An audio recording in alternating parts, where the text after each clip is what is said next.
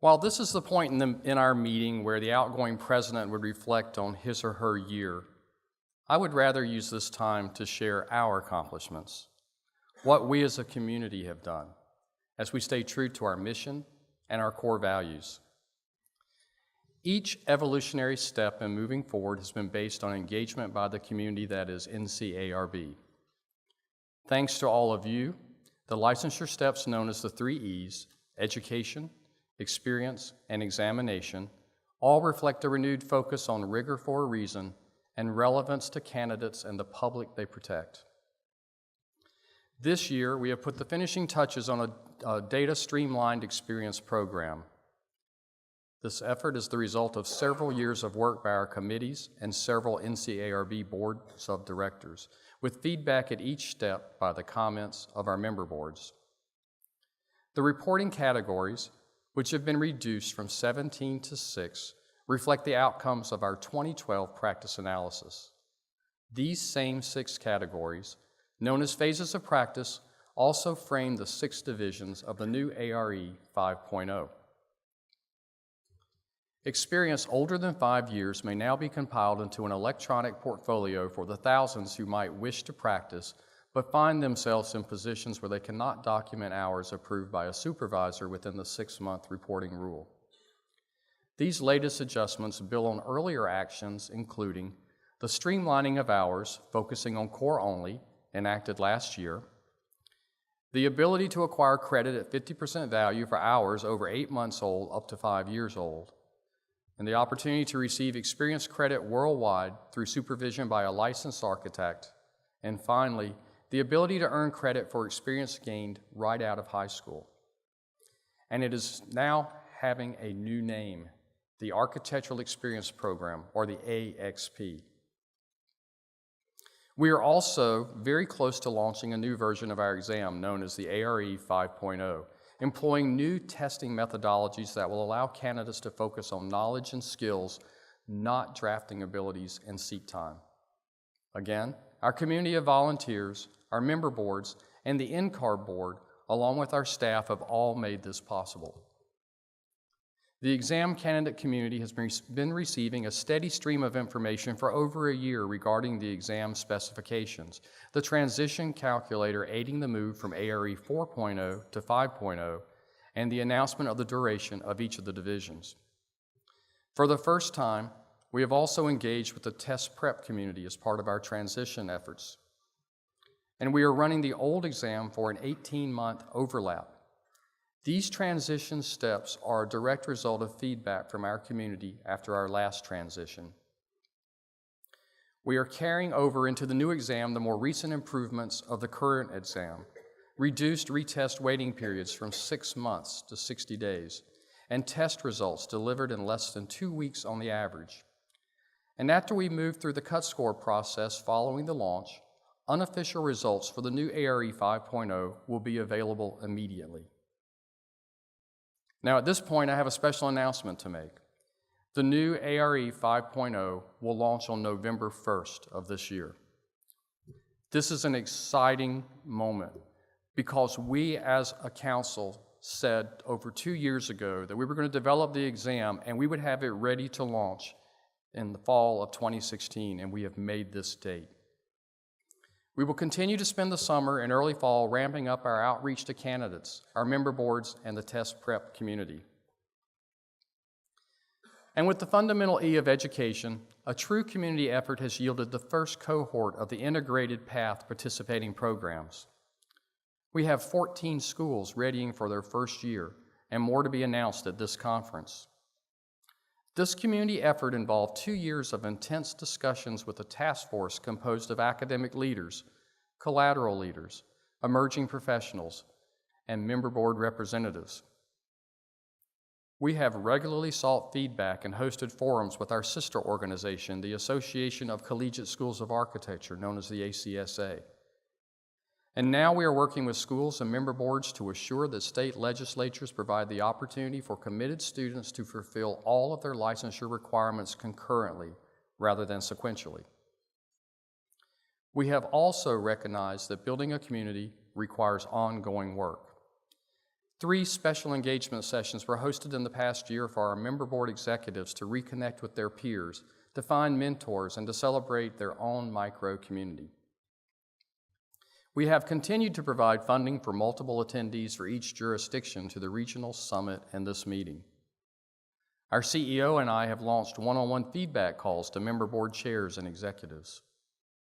Our public member task force has shepherded the transition to electing one of their own to the NCARB board for the first time ever. Our community continues to expand. Through direct engagement with leaders from the architectural collaterals, we have had important discussions regarding the future of accreditation, the role of the academy, the ability to encourage more diversity, and support for student engagement as licensing advisors and as leaders in making a difference for people with disabilities. Our conversations have extended to our counterparts in engineering and landscape architecture, and we are now reaching out to the code officials. We have asserted our leadership as a prime thought leader in this time of reassessing the value of regulation and licensure. And our efforts continue to grow internationally, building on relationships with Canada and Mexico toward a possible new arrangement with Australia and New Zealand, supporting ARE test sites in Hong Kong, London, Abu Dhabi, and initiating contact with our counterpart organizations in Cuba, Brazil, the United Kingdom, the European Community, and the United Arab Emirates. Community is not just a physical concept, but a relational one. We have embraced the virtual communities that exist in social media, through the thousands who participate in our online communities, or through our blogs, or via our NCARB Live webcast. And yes, some of the best examples still remain a friendly voice on the other end of the phone, a sidebar conversation after an outreach presentation on a campus, or an email response that is thorough and timely. We are working to make our community stronger by focusing on issues like ethics and program enhancements to the NCARB certificate. Last year, I announced an effort to bring a renewed emphasis on ethics within our profession. To that end, I have established an ethics task force led by past President Dale McKinney to identify deficiencies, review how other professions address this topic, and develop processes to emphasize its importance and integrate throughout all aspects of education, experience, and practice. I'm excited to say that their preliminary work has been fruitful, and the entire task force will remain together as they enter the next phase. We have also seen a new momentum around bringing additional benefits to the NCARB certificate. I charged every committee and task force this year to brainstorm and recommend how the benefits of the certificate might be increased beyond that of mobility. The suggestions have been overwhelming. Some easily implemented, like the new mini monograph program, and others that will take time. You will be hearing more from Christine later in this meeting as to where we go from here with the rich data gathered from this exercise. And I am also part of a very important micro-community, our board of directors. It has been my privilege and an education to sit at the table and preside during this past year. We debate, we persuade, we process, and we reevaluate. But most importantly, we take our fiduciary responsibilities very seriously. We're rebuilding our reserves, streamlining our fee structure, including reduction of some fees, and increasing our financial security. We are prepared to maintain critical services for our member boards and our customers. And along the way, I've reinforced old friendships and made new ones which will last a lifetime. The same holds true with the wonderful staff and all of you dedicated volunteers. What a rich mosaic we have here at NCARB. I personally have been truly blessed to serve as your president. But as John F. Kennedy once said, as we express our gratitude, we must never forget that the highest form of appreciation is not to utter words, but to live by them. For an architect with a small practice in rural South Carolina, I can say that I took full advantage of this opportunity to give back to this community, to you, our member boards, our nearly 110,000 record holders, the profession, and the public. But as I reflect on our community, I'm reminded that the two people that I most admire are not here with me, my parents. They instilled in me the values that I carry with me today. To always do what is right, even if that's not the easiest path. To never say that you have done your best, because you can always do better. And to never hold yourself as better than someone, but never as less as well.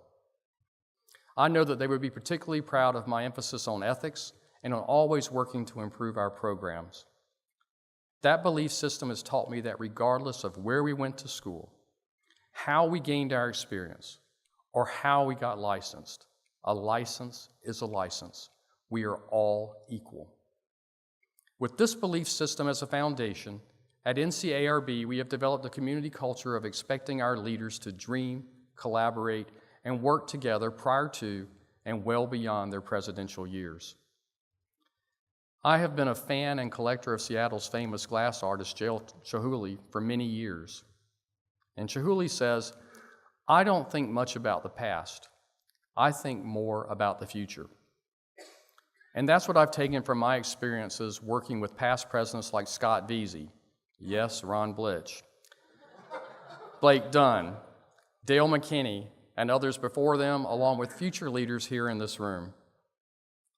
It is important that as a community, we keep focused on the blue sky, developing vision, identifying goals, and implementing processes. With each accomplishment, we have identified the path, we've charted the course, and we've reached the summit, only to find that there are many more summits before us. So let me close with these parting thoughts. Rather than resting on past accomplishments, I challenge you to continue the journey with renewed vigor. Realize that we have instituted a strong foundation in this community that we've created and nurtured. If we do this, the path will widen and the hills will become less steep. We must not be afraid of change, for there is one thing in life that is certain: there will always be change. Either we adjust or we find ourselves irrelevant and left behind. I, for one, would rather make change than react to it. Thank you for your faith in me. Thank you for your support. And most of all, thank you for this once-in-a-lifetime opportunity. Thank you.